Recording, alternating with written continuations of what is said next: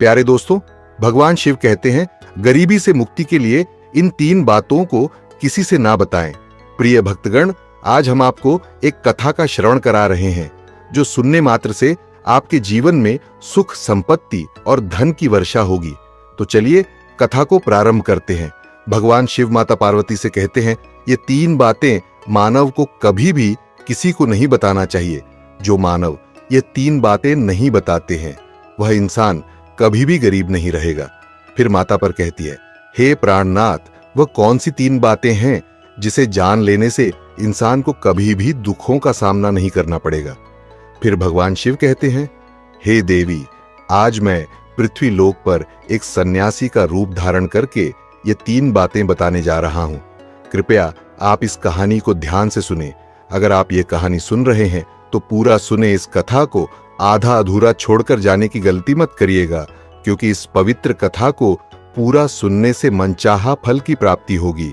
इसलिए इस कथा को पूरा सुने। आप शिव भक्त हैं तो भोलेनाथ का नादर ना करें।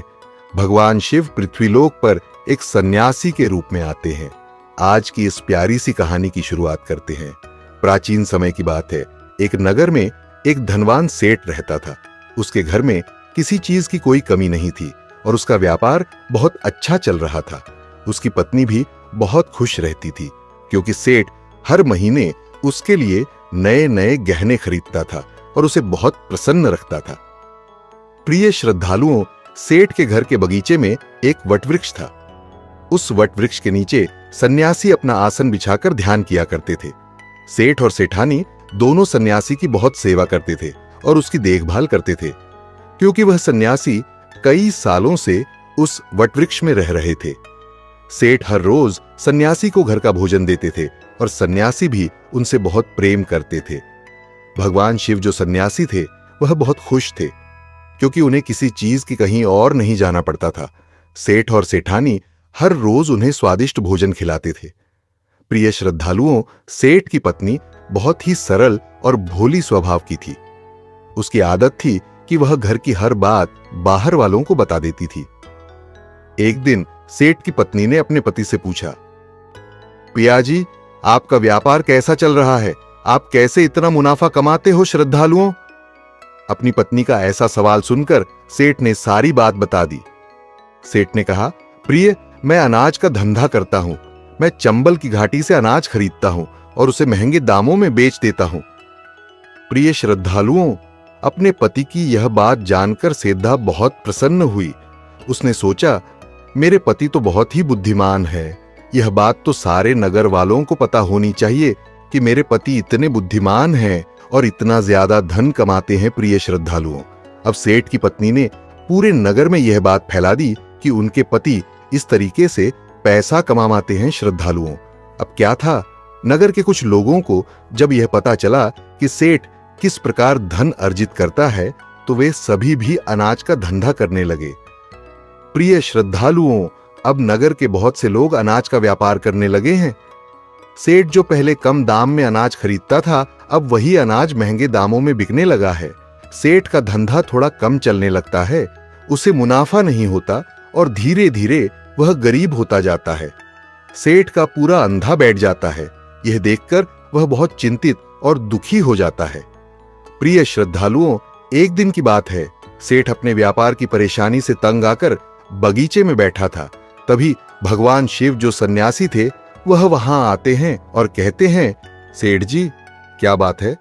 आज आप कुछ परेशान लग रहे हैं। तब सेठ बताता है, हे संत महात्मा, मेरा व्यापार बहुत मंदा चल रहा है।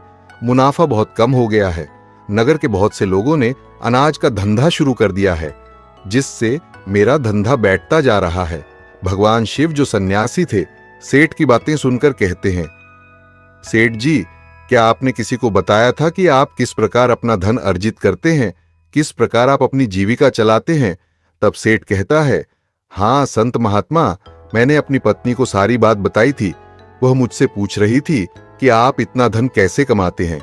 तब मैंने उसे बताया था कि मैं अनाज का व्यापार करके धन अर्जित करता हूं। प्रिय श्रद्धालुओं, अब सन्यासी को सारी बात समझ में आ जाती है। सन्यासी कहते हैं, सेठ जी, आपने बहुत बड़ी गलती कर दी है। आपको सेधा जी से यह बातें नहीं करनी चाहिए थी। आज मैं आपको एक कहानी सुनाता हूं और इस कहानी के माध्यम से बताऊंगा कि चाहे कितने भी करीबी इंसान हो, ये 3 बातें कभी किसी को नहीं बतानी चाहिए। इससे गरीबी आपके आसपास भी नहीं भटकेगी। प्रिय श्रद्धालुओं, अब सन्यासी जो भगवान शिव थे वह अपनी कहानी प्रारंभ करते हैं। सन्यासी कहते हैं, सेठ जी, एक समय की बात है, एक नगर में एक गरीब आदमी रहता था। वह इतना गरीब था कि अपने परिवार के लिए ठीक से भोजन भी नहीं जुटा पाता था। फिर सन्यासी कहते हैं, सेठ जी, गरीबी मनुष्य के लिए एक अपमानकारी दुख था। बिना धन के गृहस्थी और घर चलाना बहुत मुश्किल था। फिर सन्यासी कहते हैं, सेठ जी, वह गरीब आदमी जैसे तैसे अपने घर वालों का पेट पाल रहा था।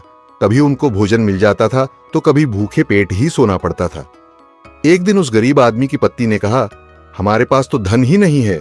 सुबह को खा ले तो शाम की उम्मीद नहीं है, शाम को खा ले तो सुबह की उम्मीद नहीं है। आखिर ऐसे कब तक चलेगा? मैं जैसे तैसे करके घर चला लूंगी, लेकिन आप धन कमाने के लिए परदेश चले जाए। इस प्रकार से हमारे परिवार का गुजारा नहीं चलेगा। मनुष्य के पास चाहे कितना ही धन हो, लेकिन अगर उसके पास कोई काम नहीं है तो वह धन भी बेकार होता है। अगर हम कुछ नहीं करेंगे तो अपने बच्चों को कैसे पालें? भूखे मरने से अच्छा है कि किसी की छोटी मोटी मजदूरी ही कर ले। अब पत्नी के बार बार कहने पर वह गरीब आदमी धन कमाने की आस लेकर घर से निकल पड़ा। वह जंगलों के रास्ते से प्रदेश के लिए रवाना हुआ। चलते चलते वह एक जंगल में पहुंच गया। दूर की यात्रा तय करके जा रहा था। बेचारा थक चुका था तो उसने देखा कि आगे एक छायादार बरगद का पेड़ है। उस पेड़ की लंबी लंबी शाखाएं थी, उसकी जड़ें जमीन को छू रही थी। शीतल छाया देखकर वह बेचारा गरीब आदमी उस पेड़ के नीचे बैठकर आराम करने लगा। प्रिय श्रद्धालुओं, सन्यासी आगे कहते हैं, वह गरीब आदमी वह बरगद के नीचे आराम से लेटा हुआ था। तभी उसने देखा कि कहीं से एक सांप आया और वह सांप उसी पेड़ पर चढ़ गया। गरीब आदमी उस सांप को गौर से देख रहा था। सोचने लगा कि यह सांप इस बरगद पर क्यों चढ़ रहा है और अब क्या करेगा। तभी उसने देखा कि उस पेड़ की डाल पर तोता और मैना का घोंसला था। घोंसले में ने तोता और मैना के बच्चे रखे हुए थे। सांप को देखकर तोता और मैना के बच्चे डर के मारे चिल्लाने लगे। वह गरीब आदमी देखते ही समझ गया कि यह दुष्ट सांप इन बच्चों को खाने आया है। सोचने लगा कि मैंने तो इन बच्चों को देख लिया है, अगर अब मैं इन्हें नहीं बचाता हूं तो मुझे बहुत पाप लगेगा। बच्चे तो बच्चे ही होते हैं, चाहे वे इंसान के हो या किसी पक्षी के बच्चों की हमेशा रक्षा करनी चाहिए। उधर एक सर्प उन बच्चों के पास पहुंच जाता है। तभी वह गरीब आदमी उठता है और फटाफट बरगद के पेड़ पर चढ़ जाता है। उसने उस सर्प को मार गिराया और नीचे फेंक दिया। फिर उसी बरगद के नीचे आकर लेट गया। तोता और मैना के बच्चे अपनी रक्षा करने वाले उस गरीब आदमी को मन ही मन बहुत दुआएं देने लगे। श्रद्धालुओं, उसी समय तोता और मैना अपने बच्चों के पास आते हैं। अपने माता पिता को पास आया देख तोता और मैना के बच्चे बहुत खुश होते हैं और उन्हें पूरी घटना बताते हैं कि आज इस वृक्ष के नीचे जो इंसान लेटा है वह हमारे लिए देवदूत बनकर आया है। हमें खाने के लिए एक भयंकर सर्प आया था। इसी इंसान ने उस भयानक सर्प को मारकर हमारे प्राण बचाए हैं। हम इसके आनी हो गए हैं। अगर यह इंसान उस सर्प को नहीं मारता तो आज हम घोंसले में जीवित नहीं होते। इसका हम पर बड़ा एहसान हो गया है। अपने बच्चों के मुख से उस मुसाफिर की प्रशंसा सुनकर तोता और मैना बहुत खुश होते हैं। तोता और मैना उस गरीब आदमी के पास पहुंच जाता है और कहता है, हे मनुष्य, तुमने आज हमारे बच्चों की जान बचाकर हमें अपना आदमी बना लिया है। आप कौन हो और कहां जा रहे हो? तोता और मैना के पूछने पर वह गरीब आदमी कहता है, हे पक्षियों, मैं एक गरीब आदमी हूं और धन कमाने के लिए परदेश जा रहा था। सफर का थका हारा था तो इस बरगद की छाया में बैठकर आराम करने लगा। तब मैंने देखा कि एक दुष्ट सर तुम्हारे बच्चों को खाने के लिए तुम्हारे घोंसले के पास जा रहा था। मैंने उसे मार डाला। फिर तोता और मैना बोले, भाई, तुमने हम पर बहुत बड़ा उपकार किया है। संसार में सबसे बड़ी खुशी बच्चों से होती है। बच्चों से अधिक प्रिय तो किसी को कोई नहीं होता। आप भी तो धन कमाने अपने बच्चों के लिए ही जा रहे हैं। अब आपने हमारे बच्चों की जान बचाई है तो हम आपके बच्चों की भूख मिटाना चाहते हैं। तब उन्होंने बताया, हम दोनों तोता और मैना नाम के पक्षी हैं। हम हमेशा कीमती मोती खाते हैं और हमने सुना है कि यह मोती मनुष्यों के लिए बहुत मूल्यवान होते हैं। हम तुम्हें कुछ मोती देते हैं, तुम उन्हें बेचकर बाजार से कुछ खाने पीने का सामान ले आओ और आज से तुम यही रहकर हमारे बच्चों की देखभाल करते रहना। हम तुम्हें इसी तरह से रोज ये कीमती मोती लाकर देते रहेंगे। तोता और मैना की बात सुनकर वह गरीब आदमी खुश हो गया। सोचता है कि अगर हमें यही धन मिलेगा तो हम बाहर क्यों जाएंगे। प्रिय श्रद्धालुओं, वह आगे कहता है कि सेठ जी, वह गरीब आदमी तोता से कुछ मोती लेकर बाजार गया और अपने खाने पीने का सामान खरीद लाया। उस वृक्ष के नीचे उसने एक झोपड़ी बना ली और वहीं रहने लगा और तोता मैना के बच्चों की देखभाल करने लगा। अब तो तोता और मैना निश्चिंत हो गए। उन्हें उनके बच्चों की रक्षा करने वाला मिल गया था। अब वे निश्चिंत होकर भोजन के लिए सुबह अपने घोंसले से उड़ जाते थे और शाम को लौट कर आते थे। अपने बच्चों को घोंसले में सुरक्षित देखकर वे बहुत खुश होते थे और उस गरीब आदमी का धन्यवाद करते थे और उसे कुछ मोती लाकर देते थे। इस तरह से धीरे धीरे तोता और मैना की नौकरी करते हुए उस गरीब व्यक्ति को 2 महीने बीत गए थे। इधर तोता और मैना के बच्चे भी बड़े हो गए। अब उस गरीब आदमी को अपनी पत्नी और बच्चों की याद आने लगी। एक दिन उसने तोता और मैना से कहा कि हम अपने घर जाना चाहते हैं, पता नहीं हमारी पत्नी और बच्चे कैसे हैं। तब तोता और मैना बोले, हे भाई, अब तुम निश्चिंत होकर अपने घर जाओ और अपने बच्चों के साथ रहो। हमारे बच्चे भी अब उड़ने के काबिल हो गए हैं, अब कोई भय नहीं है। तुम अपनी पत्नी और बच्चों को देखो। कभी तुम्हें हमसे मिलने का मन हो तो इसी स्थान पर आ जाना श्रद्धालुओं। इतना कहकर तोता और मैं न उस गरीब आदमी को ढेर सारे मोती दे देते हैं। अब वह गरीब व्यक्ति उन मोतियों को अपने साथ लेकर अपने घर पहुंच जाता है। उसने वह मोती अपनी पत्नी को दिखाए तो उसकी पत्नी बहुत प्रसन्न हुई। उसने पूछा, पतिदेव, तुम यह कीमती मोती कहां से लेकर आए हो? तब उस आदमी ने बताया, हे प्यारी, मैं बीते 2 महीने से एक तोता और मैना की नौकरी कर रहा था। उन्हीं ने मुझे यह कीमती मोती दिए हैं। यह मोती बहुत कीमती और अनमोल है। इन्हें बेचकर हम अपना घर और बड़ा बनवाए, अपने बच्चों को अच्छे वस्त्र लाकर देंगे और तुम्हारे लिए भी नए नए गहने बनवाए। प्रिय श्रद्धालुओं, भगवान शिव सन्यासी रूप में कहते हैं, सेठ जी, अब वह आदमी उन मोतियों को बेचकर बाजार से अपने घर का सारा जरूरी सामान ले आया और अपना नया घर बनवाने लगा और वह आराम की जिंदगी जीने लगा। प्रिय श्रद्धा, उस नगर के राजा प्रताप सिंह एक अजीब रोग से ग्रसित हो गया। नगर में दूर दूर से बड़े बड़े वैद्य राजा को देखने आए और अपने अपने तरीके से इलाज शुरू कर दिया, लेकिन राजा के स्वास्थ्य में कोई सुधार नहीं हुआ। जब किसी के इलाज से राजा ठीक नहीं हुए तो एक वैद्य ने राजा से कहा, महाराज, आपकी जिंदगी बच सकती है। अगर आपको तोते के बच्चे का मांस मिल जाए तो आप हमेशा के लिए ठीक हो जाए। इस प्रकार वैद्य की बात सुनकर राजा प्रताप सिंह ने अपने राज्य में घोषणा करवा दी कि जो कोई उसे तोता लाकर देगा उसे सोने के सिक्के दिए जाएंगे। प्रिय श्रद्धालु, धीरे धीरे यह बात पूरे राज्य में फैल गई। सब लोग तोते की तलाश में इधर उधर लग गए, पर किसी को भी तोता नहीं मिला। एक दिन गरीब आदमी की स्त्री अपने पड़ोस में कुछ स्त्रियों के साथ बैठकर बात कर रही थी। कुछ घर गृहस्थी की बातें हो रही थी। बातों ही बातों में तोते की चर्चा छिड़ गई। एक स्त्री बोली, बहन, क्या तुम्हें पता है कि राजा साहब ने तोते का बच्चा लाने का आदेश दिया है? तोता लाना कोई आसान काम नहीं है। जब गरीब आदमी की पत्नी ने सुना कि राजा साहब बीमार है और उन्होंने घोषणा की है कि जो कोई उन्हें तोता का बच्चा लाकर देगा उसे सोने के सिक्कों से मालामाल कर देंगे। ये सुनकर उस गरीब आदमी की पत्नी ने कहा, अरे बहनों, तोता लाना कौन सी बड़ी बात है? मेरे पति तो 2 महीने तोता और मैना की नौकरी करके आए हैं। वह एक नहीं, कई तोते ला सकते हैं। इतना कहने के बाद वह अपने घर चली गई। नगर की स्त्रियों ने उसकी बात सुनी और अपने पतियों से बताए। धीरे धीरे यह बात पूरे नगर में फैल गई। राजा ने भी सुना कि उनके राज्य में एक व्यक्ति है जो तोता और मैना के पास नौकरी करके आया है। राजा ने अपने सैनिकों को आदेश दिया कि उस आदमी को पकड़ कर लाएं और उससे कहे कि वह एक तोता का बच्चा लाकर दे।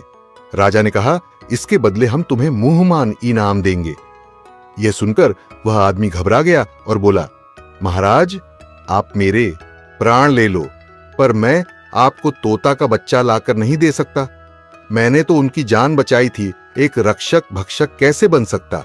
उसके इनकार करने पर राजा प्रताप सिंह बहुत नाराज हुए और बोले, अगर तुमने हमारी बात नहीं मानी और तोता का बच्चा लाकर नहीं दिया तो हम तुम्हारी पत्नी और बच्चों को मरवा देंगे। प्रिय श्रद्धालुओं, फिर भगवान शिव रूपी सन्यासी कहते हैं कि मनुष्य सबसे ज्यादा कमजोर तक पड़ता है जब उसके बच्चों की सुरक्षा की बात आती है। ऐसे में वह कुछ भी करने को मजबूर हो जाता है। राजा की बात सुनकर वह गरीब आदमी बहुत घबरा गया। उसने सोचा कि अब मुझे किसी भी तरह तोते का बच्चा लाकर राजा को देना ही होगा। वह घर आया और अपनी पत्नी को डांटने लगा, तुमने यह क्या कर दिया? तुम्हें बिल्कुल भी समझ नहीं है हम क्या करते हैं और कहां जाते हैं। तुमने यह बातें नगर की स्त्रियों से क्यों कहीं? धीरे धीरे यह बात राजा प्रताप सिंह तक पहुंच गई। अब बताओ मैं क्या करूं? जिन तोता और मैना ने हमें खाने को भोजन, रहने को नया घर और पहनने को अच्छे वस्त्र दिए, मैं उनके साथ गद्दारी कैसे कर सकता हूं? तुमने यह बात उन महिलाओं को बताकर बहुत बड़ी भूल की है। वह व्यक्ति कहता है कि प्रिय, अपने घर की कुछ बातें दूसरों से कभी नहीं कहनी चाहिए। पहली बातें, आपके घर में कितना धन है और आपकी कमाई का स्रोत क्या है, यह बातें दूसरों से कभी नहीं बतानी चाहिए। दूसरी बातें, घर में आपसी प्रेम की बातें, पति पत्नी के प्रेम की बातें बाहर वालों के सामने नहीं करनी चाहिए। तीसरी बातें, आपसी लड़ाई झगड़े मतभेद मान अपमान की बातें कभी दूसरों के सामने नहीं करनी चाहिए, वरना लोग हमारी गुप्त बातें जानकर हमारी कमजोरी को समझकर हमारा फायदा उठाते हैं। चौथी बातें, अपनी कमजोरी दूसरों के सामने ना बताएं और अपनी उन्नति का राज किसी को ना बताएं। जिन बातों को कहने से आपके परिवार पर दुख आ सकता है, वे बातें कभी बाहर नहीं करनी चाहिए। खासकर उन बातों को अपनी स्त्री से ना कहे जिन बातों से घर की मान प्रतिष्ठा नष्ट होती हो, परिवार पर संकट आता हो, किसी की जान जाते हो, परिवार में फूट पड़ती हो या आपके रिश्ते खराब होते हो, क्योंकि कहते हैं कि स्त्रियों के पेट में इस तरह की बातें नहीं है। अब वह गरीब आदमी बोला, प्रिय, तुम्हारी यह गलती आज हमारे परिवार को मौत के मुंह में डाल रही है। यदि तुमने इस बात को छुपा लिया होता तो आज हम निर्भय होकर अपने घर में आनंद की जिंदगी जी रहे होते। अब राजा की आज्ञा है तो तोता का बच्चा लाकर राजा को देना ही पड़ेगा, लेकिन ऐसा करने से मैं पापी कहलाऊंगा। जिन बच्चों की मैंने इतने दिन देखभाल करी, जिन्हें मैंने मरने से बचाया, अब मैं उन्हें किस प्रकार मौत के मुंह में डाल सकता हूं? पत्नी कहने लगी, पतिदेव, अब जो भी हो, लेकिन हमें अपनी और बच्चों की जिंदगी बचानी है तो आपको यह पाप करना ही पड़ेगा। प्रिय श्रद्धालुओं, अब तो बड़ा लाचार होता हुआ वह गरीब आदमी जंगल की ओर चल पड़ा था, जहां वह तोता के बच्चों की देखभाल करता था। उधर जब तोता और मैना और उनके बच्चों ने उस गरीब आदमी को अपने पास आता हुआ देखा तो वे बड़े खुश होने लगे। अपने बच्चों को अत्यंत खुश देखकर तोता और मैना कहने लगे, अरे बच्चों, तुम इतने खुश क्यों हो रहे हो? वह तो तुम में से किसी एक को लेने आ रहा है। तुम में से कौन है जो आज उसके साथ जाकर उसकी और उसके बच्चों की जान बचाएगा? फिर तोता कहता है कि बच्चों, लेकिन एक बात याद रखना, तुम में से जो भी उसके साथ जाएगा वह कभी लौट कर नहीं आएगा, वह नगर के राजा का भोजन बन जाएगा। प्रिय श्रद्धालु, तब तोता के बच्चों ने पूछा कि आप ऐसा क्यों कह रहे हैं?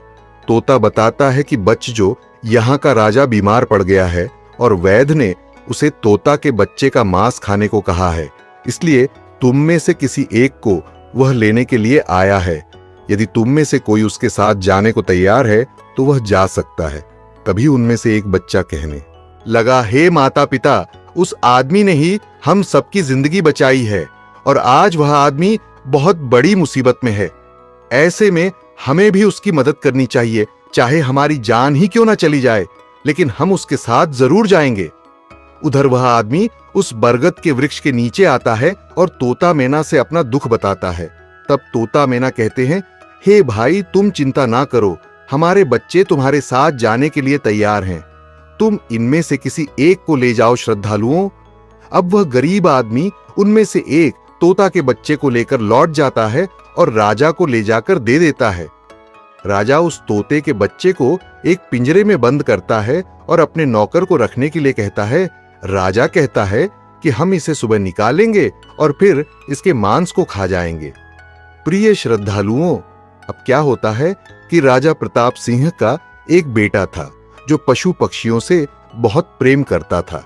उसे यह नहीं पता था कि यह तोता उसके पिता के खाने के लिए लाया गया है। वह अपने मित्रों के साथ उसी जगह पर खेल रहा था जहां तोते का बच्चा पिंजरे में कैद था। राजकुमार ने जब एक सुंदर तोते को पिंजरे में बंद देखा तो वह उसके साथ खेलने लगा।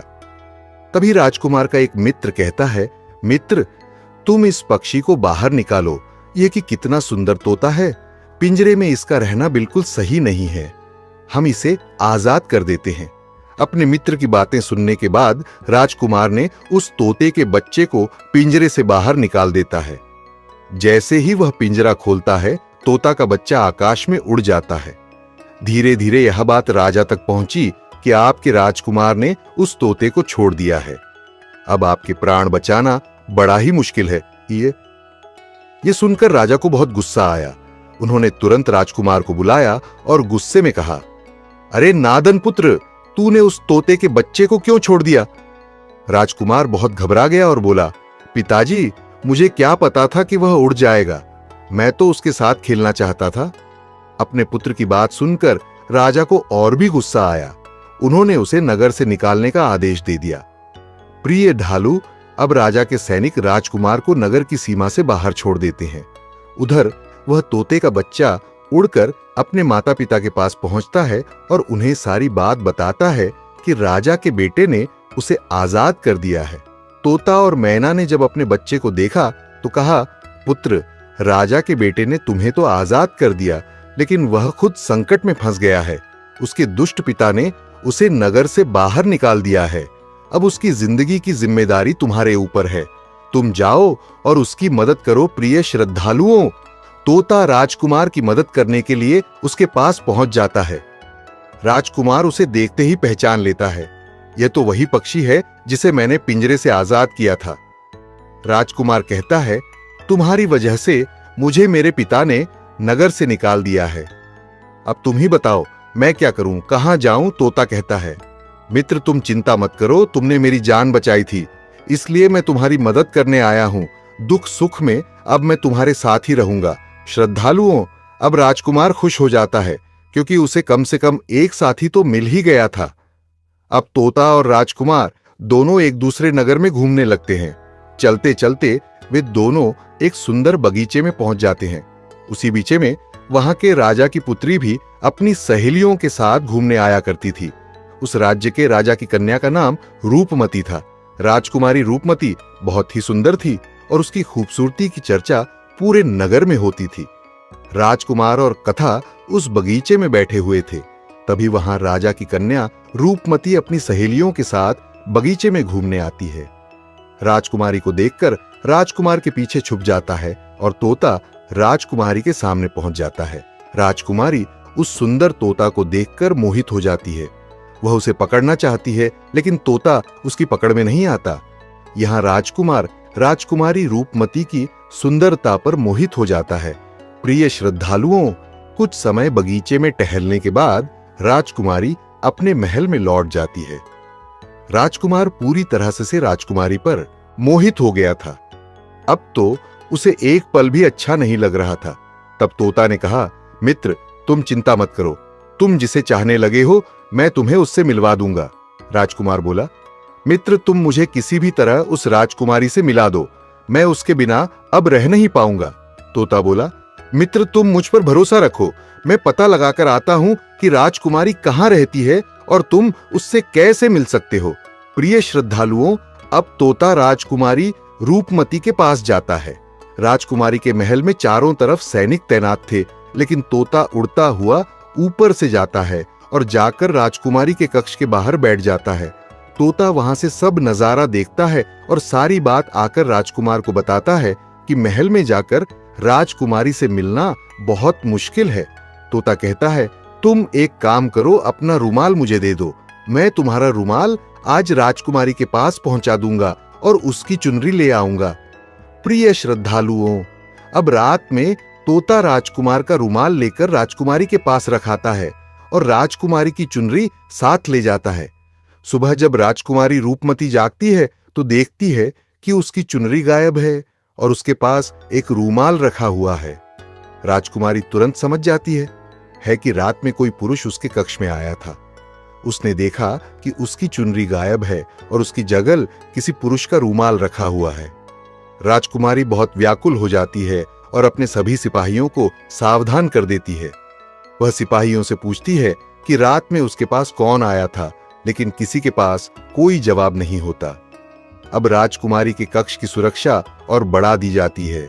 प्रिय श्रद्धालुओं, अगली रात फिर से तोता राजकुमारी के कक्ष में जाता है और अपने मित्र द्वारा लिखी हुई चिट्ठी को राजकुमारी के पास रखा आता है। अगले दिन जब राजकुमारी जागती है और चिट्ठी पढ़ती है तो उसने लिखा होता है कि राजकुमारी, मैंने जब से तुम्हें देखा है तब से मैं तुम्हारा हो गया हूं। मैं तुमसे विवाह करना चाहता हूं। अगर तुम्हें मुझसे मिलना है तो तुम अपने बगीचे में आ जाना, मैं तुम्हें वहां मिल जाऊंगा। अब राजकुमारी अपनी सहेलियों को लेकर बगीचे में जाती है, लेकिन वहां उसे कोई पुरुष नजर नहीं आता। वहां तो सिर्फ वही तोता घूम रहा होता है जिसे उसने उस दिन देखा था। तोता राजकुमारी से कहता है, राजकुमारी, तुम जिसे देख रही हो मैं तुम्हें उससे मिला सकता हूं, लेकिन पहले तुम मुझे वचन दो कि तुम यह बात अपने पिता से नहीं कहोगी और मेरे मित्र को बंदी नहीं बनाओगी। राजकुमारी ने वचन दिया कि वह उसे बंदी नहीं बनाएगी। मुझे उससे मिलाओ, मैं भी देखना चाहती हूं कि वह कौन है जो इतने सख्त पहरे के बावजूद भी मेरे कक्ष में पहुंच गया। तब तोता ने अपने मित्र राजकुमार को बुलाया। श्रद्धालुओं, राजकुमार भी देखने में बहुत सुंदर था। उसकी सूरत देखकर राजकुमारी भी उस पर मोहित हो गई। तब राजकुमार आता है और राजकुमारी के पास बैठकर बड़े ध्यान से उसके सुंदर चेहरे को निहारने लगता है। राजकुमारी ने पूछा, तुम कौन हो और इतने कड़े पहरे के बाद भी तुम मेरे कक्ष तक कैसे पहुंच गए? राजकुमार बोला, प्रिय, जब दिल में प्रेम होता है तो कोई भी कार्य असंभव नहीं होता। जब से मैंने तुम्हें देखा है तब से मैं तुम्हें प्रेम करने लगा हूं और तुमसे विवाह करने की इच्छा रखता हूं। श्रद्धालुओं, जब राजकुमारी ने पूछा कि तुम कौन हो और कहां से आए हो, तब राजकुमार ने अपनी पूरी कहानी उसे सुनाई। राजकुमार की कहानी सुनने के बाद राजकुमारी के मन में उसके लिए सहानुभूति हो गई। अब तो रोजाना राजकुमारी रूपमती उस राजकुमार से मिलने उस बगीचे में आया करती थी। एक दिन राजकुमारी ने कहा, राजकुमार, मेरे पिता तुम्हारे साथ मेरा विवाह कभी नहीं करेंगे, इसलिए मैं तुम्हारे साथ भाग चलती हूं और कहीं दूसरी जगह चलकर हम अपना विवाह कर लेंगे और आनंद पूर्वक रहेंगे। प्रिय श्रद्धालुओं, अब वही होता है। राजकुमारी उस राजकुमार के साथ घोड़े पर सवार होकर भाग जाती है और काफी दूर जाने के बाद वे एक झोपड़ी बनाते हैं और विवाह करके दोनों साथ रहने लगते हैं। दोनों को रहते रहते बहुत समय बीत जाता है और वह तोता भी उन्हीं के साथ रहता है।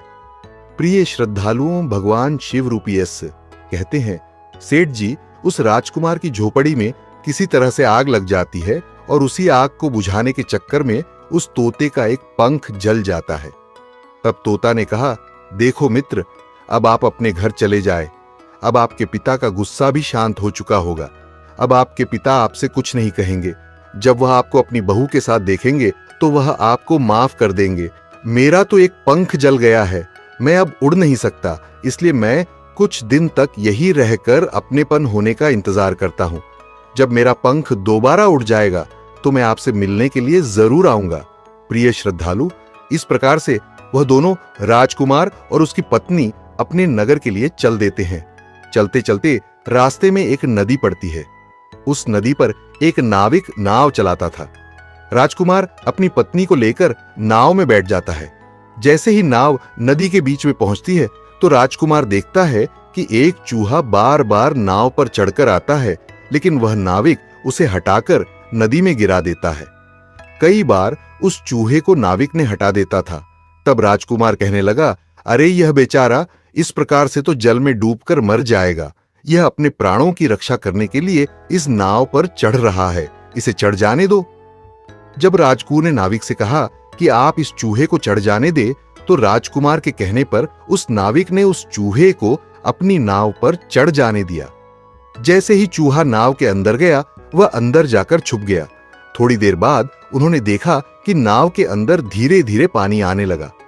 प्रिय श्रद्धालुओं, उसी चूहे ने नाव को काटकर उसमें छेद कर दिया था, जिससे नाव में पानी भरने लगा। जब नाव में पानी बढ़ने लगा तो नाव पानी में डूबने लगी। धीरे धीरे जब नाव पूरी तरह डूब गई तो उसी समय राजकुमारी और राजकुमार पानी में बहने लगे।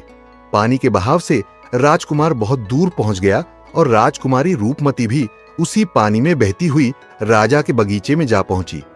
बगीचे में रहने वाला माली जब राजकुमारी को बेहोश अवस्था में नदी के किनारे पड़ा देखता है तो वह जाकर राजा को यह खबर देता है।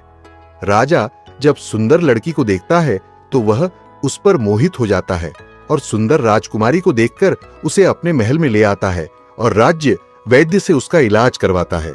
श्रद्धालुओं, कुछ दिन बीतने के बाद जब राजकुमारी ठीक हो जाती है तो एक दिन वह देखती है कि राजा उसके करीब खड़ा है। राजा ने पहले ही राजकुमारी रूपमती के चेहरे को निहार रखा था। अब वह राजकुमारी से विवाह करना चाहता था। राजा कहने लगा, हे राजकुमारी, तुम्हारा भी इस दुनिया में कोई नहीं है। अब तुम हमारी पत्नी बन जाओ, तुम हमारी रानी बन जाओ और हमारे महलों में बड़े आराम के साथ रहो। प्रिय श्रद्धालु, राजकुमारी रूपमती बहुत ही बुद्धिमान थी। उसने अपने मन में विचार किया कि यदि वह इस समय राजा को विवाह करने से मना करती है तो राजा उसके साथ जबरदस्ती करेगा। इसलिए उसने राजा से कुछ दिनों के लिए समय मांग लिया। रूपमती बोली, राजा साहब, थोड़े दिन ठहर जाओ, उसके बाद मैं तुमसे विवाह कर लूंगी। अब राजकुमारी उसी राजा के महल में रहने लगी और गरीब असहाय लोगों को भोजन करवाने लगी। श्रद्धालुओं, उधर अब क्या होता है, उसका जो पति था राजकुमार, जो पानी में बह गया था, वह बेचारा मुसीबत का मारा हुआ इधर उधर घूमता हुआ उसी जगह पर भोजन की तलाश में पहुंच जाता है जहां राजकुमारी गरीबों को भोजन कराती थी। वहीं राजकुमार भी पहुंच गया। राजकुमारी ने उसे देखते ही पहचान लिया और उसकी आंखों में आंसू आ गए। राजकुमारी ने राजकुमार को एकांत में बुलाया और सारी बात बताई। उसने कहा, हे स्वामी, आप यहां आराम से रहिए और इसी राजा की नौकरी कीजिए। जब हमें मौका मिलेगा तब हम यहां से भाग चले कि श्रद्धालुओं। राजकुमार उसकी बात से सहमत हो गया और राजा का नौकर बनकर महल में रहने लगा। वह राजकुमारी रूपमती की सहायता करने लगा और गरीबों को भोजन परोसने लगा। लेकिन राजा को यह नहीं पता था कि राजकुमार उसका पति है। राजा तो उसे अपना नौकर समझता था। प्रिय श्रद्धालु, इस प्रकार राजकुमारी रूपमती राजकुमार के साथ पक्षियों को दाना जगाती थी। एक दिन वही तोता राजकुमारी के यहां दाना चुगने आया। अब उसके नए पंख निकल आए थे। जब उसने दाना चुगने आया तो राजकुमार और राजकुमारी को पहचान लिया। राजकुमारी रूपमती ने तोता को देखा तो उसकी आंखों में आंसू झलक आए। उन्होंने तोता को पूरी कहानी सुनाई कि वे इस प्रकार से यहां फंस चुके हैं और राजा को भी नहीं पता कि वे पति पत्नी हैं। तब तोता कहने लगे, हे राजकुमार, आप चिंता मत करो, आज रात राजा के सभी सैनिक सो जाएंगे, तब हम तुम्हें यहां से निकालकर तुम्हारे पिता के घर पहुंचा देंगे। प्रिय श्रद्धालु, वही हुआ जो होना था। जब रात होती है तो राजा के सभी सिपाही गहरी नींद में सो जाते हैं। जब सभी सैनिक सो गए तो उसी समय राजकुमारी और राजकुमार महल से निकल पड़े। रात के अंधेरे में वे राजकुमार अपने पिता प्रताप सिंह के राज्य में पहुंच गया। राजकुमार अपनी पत्नी को साथ लेकर अपने पिता के पास पहुंचा। उन्हें देखकर राजकुमार का पिता बहुत प्रसन्न हुआ। उसे अपनी करनी पर पश्चाताप हुआ कि उसने अपने पुत्र को नगर से निकालकर बहुत बुरा किया। वह बार बार अपने पुत्र से क्षमा मांगता है। तब राजकुमार ने बताया, हे पिताजी, मेरी रक्षा उसी तोते ने की जिसे आप मारकर खाना चाहते थे। उसी ने मेरे प्राण बचाए हैं और मुझे शत्रुओं से छुटकारा दिलाया है। राजकुमार के मुख से तोते की बात सुनकर राजा बहुत प्रसन्न हुआ और उसी दिन से राजा ने प्रण किया कि आज से हमारे राज्य में कोई भी पशु पक्षियों को नहीं मारेगा और सभी लोग उन्हें दाना देंगे। प्रिय श्रद्धालु, इतनी कहानी सन्यासी सेठ जी को सुनाते हैं और बताता है कि देखा सेठ जी, इस प्रकार कुछ बातें बताने पर जीवन में घोर संकट आ सकता है, इसलिए यह बातें किसी को भी नहीं बताना चाहिए। जैसे आपने अपनी पत्नी को बताया कि आप किस प्रकार धन अर्जित करते हैं और आज आपका व्यापार खतरे में है। प्रिय श्रद्धालु सेठ जी को अपनी गलती का एहसास होता है और वह अपनी पत्नी को समझाते हैं कि तुम इन बातों को किसी को मत बताया करो। फिर भगवान शिव कहते हैं, हे देवी, हमारी आज की यह कहानी यही समाप्त होती है। इस वीडियो को बोलते समय कोई त्रुटि हो तो मैं क्षमा चाहता हूं। उम्मीद है आप सभी को यह वीडियो अच्छी लगी होगी। अगर आप शिव के सच्चे भक्त हैं तो हिंदी स्टोरी चैनल को सब्सक्राइब। धन्यवाद। हर हर महादेव।